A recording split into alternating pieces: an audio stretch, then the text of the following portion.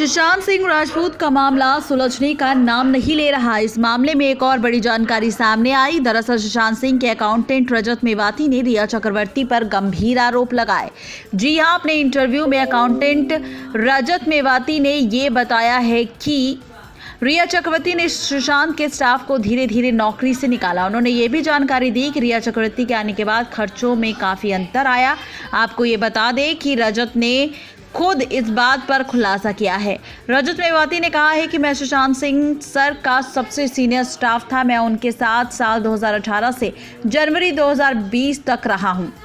मैं अकाउंटेंट के तौर पर काम करता रहा था। फाइनेंसिस से जुड़ी सारी चीज़ें देखा करता था।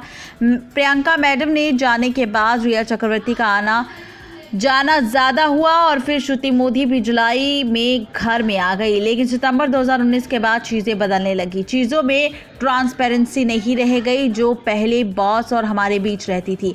रिया चक्रवर्ती ने धीरे धीरे स्टाफ को बाहर निकाला। पहले अशोक को निकाला, फिर मुझे निकाला। सुशांत सिंह सर दवाइयाँ ज़रूर ले रहे थे। किस चीज़ की दवाइयाँ थी ये मुझे नहीं पता, लेकिन मेरे हिसाब से वो डिप्रेशन की दवाई नहीं थी।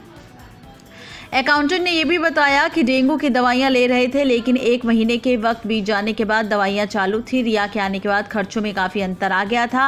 रिया चक्रवर्ती अपनी करतूतों को छिपाने के लिए उल्टे सुशांत की फैमिली पर आरोप लगाती रही। लेकिन वो कहावत है ना कि बकरे की माँ कितने दिन और खैर मनाएगी। सुशांत के गुनहगारों का भी यही कहावत सटीक लागू होता है, क्योंकि सच माने तो बहुत जल्द रिया चक्रवर्ती और उसके परिवार का सच सामने आएगा। तो ये है पूरी सच्चाई जो सुशांत सिंह राजपूत के अकाउंटेंट रजत मेवाती ने खोली है, जिसने बताया है कि आखिर रिया चक्रवर्ती किस तरह सुशांत के घर पर धीरे धीरे कब्जा कर रही थी, सुशांत को पागल करने की कोशिश कर रही थी और उसके पैसों से अपने ऐशो आराम कर रही थी। नेक्स्ट लाइव से रजनी की रिपोर्ट।